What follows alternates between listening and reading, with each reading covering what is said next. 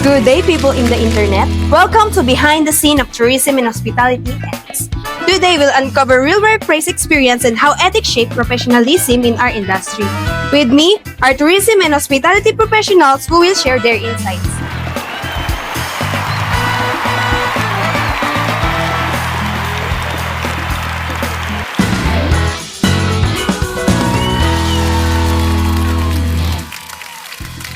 First, we'll have Mika, HR Manager, and Richard, Front Office Manager. Alright, unahin natin sa HR side. Miss Mika, gaano ka-importante sa ethic workplace?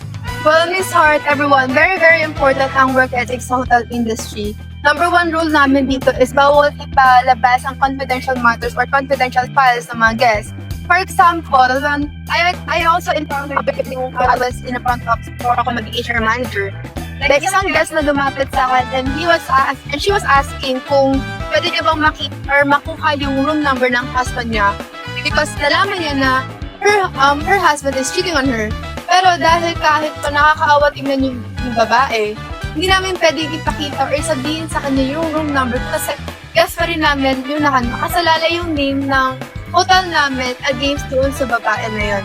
And number two is, kapag as HR manager, hindi kami pwede na magpasok na kamag-anak. Yeah, na kamag-anak. Sa'yo. Yeah. Isang kamag-anak para lang ma-hire dahil mas mabilis. Like easy. Like parang free pass siya. Yeah, bawal yun. Kailangan fair enough yung hiring natin. Walang favoritism kahit makaka-birthday mo lang. Am I right? Yes. Right. Dapat nga hindi tayo magpasok ng mga kamag-anak natin since ikaw lang naman yung na-employ. Sa akin naman, pwede naman siya magpasok ng kamag-anak as long as fair yung tag. Yep. Yung fair yung yes, sa pag-interview, yung process na pagpasok sa Right. company. Yes. Dapat fair, walang wala lamangan. Walang Diba? lamangan. So ito nga, sinitan ka sa isang May list ka din. Siyempre, mainis ka din. Yeah. Pag ginawa sa'yo yun. Yep. Hindi Yeah, dapat that's yun true. fair. Okay? So, punta naman tayo sa front office. Sir Itcha, anong ethical dilemma mo lately? Ang ethical dilemma ko lately is yung may bigas ako na parang nagbigay sa akin ng 500 pesos para siya yung mauna sa pila. So, ang sinabi ko, sir, ang ano po namin dito is first come, first serve basis kami, and hindi po talaga yan. Ang ano talaga dito is patience is the key, right? Right. Yeah. Wow, integrity despite temptation. Padala mo na lang sa akin yung 500 next time. O sige, babe. Send ka na sa'yo, Gcash. Hindi, Gcash na lang. Wag na check. Pahirapan pa ako eh. Let's conclude our interview for Ms. Nika and Sir Richard for now. Let's welcome Sir Jubei and Ms. Nika. Alright, Sir Jubei. Alam namin marami ka nang napagdaan ng kabaliwan sa housekeeping. Uy, alam mo tama yun. Rule number 1, hindi kami treasure hunters. Pag may nakaiwan ng wallet sa table, dyan ka din yan. Pag may nakaiwan ng pera sa kama, dyan ka din yan. Pag may nakaiwan ng chocolate sa table, ay, wait lang, parang temptation na ata to. Pero dyan pa rin yan. Ako din ako rin. Na-experience po ako na na-threaten po ako ng customer. Sabi ng customer, bibigyan ko po kayo ng, ay, bakit po? Bibigyan ko kayo ng body displays kung hindi ko bibigyan ng dessert. Gusto ko nga sana siyang sabihin na, ikaw, bibigyan kita ng bad review kasi ang pangit ng ugali. Pero, di ba, we should stay professional. Kasi sinabihan ko na lang na, ma'am, we will do our best to serve you well, but we must follow with our restaurant's policy. Over naman sa bad review. Binigyan mo ng ano yung guest na yun. Kailangan pa mag-bad review. Gusto lang free dessert? Grabe, over na.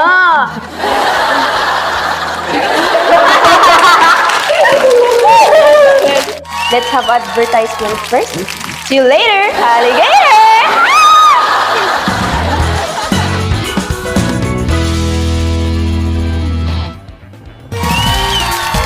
Welcome back! Let's welcome Miss Noreen and Miss Angela. Alright, Miss Angela, certified lakwachera ka. Anong take mo sa responsible tourism? Ang daming tourists na feeling Dora the Explorer. Like, ate, pwedeng kumuha ng starfish? Ate, pwedeng sumulat ng pangalan ko sa puno? Ako naman, pwede kang mag-picture pero hindi mo siya pwedeng gawing souvenir. Ang tourism ay dapat enjoy lang, hindi, pero sustainable siya. Dapat, pag picture-picture lang, wala na silang ibang kukunin, Yeah. di ba? Kasi syempre, kailangan maging sustainable tourism. Ako naman sa complaint management. Pa-example ng video na ipapakita kung paano maging rude ang mga guests. Hi sir, good day. Miss, What's the ang problem good day. Ang tagal mo. Tignan mo yung aircon ko. Ang init-init eh, di ba? Sir, stay calm lang po. Stay calm. Just fix that right away. Just 3 minutes, sir. Tatawagin ko lang po yung physician namin and babakal po kami. Miss, siguro mo 3 minutes lang yan ah. Kasi ang init eh. Yes, sir. Just 3 minutes lang po. We will fix that right away. Tatawagin ko lang po yung technician namin. Okay, bilisan nga. Bilis mo. Yes, sir. As much as possible. Sorry po. Sorry. Over naman yung gifts mo, kahit malamig sa room, nag-inarte. Kahit gusto mo nang sumigaw, pero stay calm, pretty ka pa rin. Para maging successful. Wow, pretty. Di mo kaya. Okay, let's welcome our very, very special guest, Miss Ashley. Hi, ma'am. Okay, let's have a seat. Miss Ashley, kamusta naman ang experience mo as travel agent? First of all, hindi siya madali, syempre. Like, meron ako na-encounter ng mga ethical problems, ganun. For example na lang, meron ako isang client. Tapos, sabi niya, parang gusto niya ipa-hide yung mga hidden charges. Tapos sabi pa niya na, para sumama sila, hindi naman nila kailangan malaman lahat, gumanon. And then sabi ko, ma'am, hindi po ito situationship na may hidden agenda, ganon. Transparency po tayo dito. And then sabi niya, okay, fine. Tapos tumaray, like, attitude level. Sobrang attitude naman yung client mo yon. Parang matatanggal yung mata niya. Sinasaydayan ka maigi mo. Pagkaalis, uy, over. Di ba bawal sa inyo magtago ng hidden charges? Kailangan Totoo. nakalagay sa Like, you need always to be transparent sa mga, it's either customer, ganun. Okay, ma'am. Thank you. Thank you. Okay, fast round. 1 ethical tip each. Fair treatment kahit kanino. Okay. Follow policies kahit VIP pa yan. For me, honesty sa client, no hidden charges, no hidden feelings. Respect privacy. Bawal chisimisan sa guest ko. Akin naman, huwag ibenta yung professionalism kapalit ng review or tip. Promote sustainable tourism, hindi distraction tourism. Calm and respectful sa complaint, always. And my tip ethic is free. Gamitin natin araw-araw. Bye!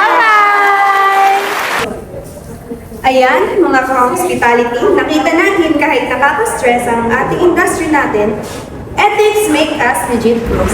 And that's the end of our talk show. Again, as I say, see you later, alligator!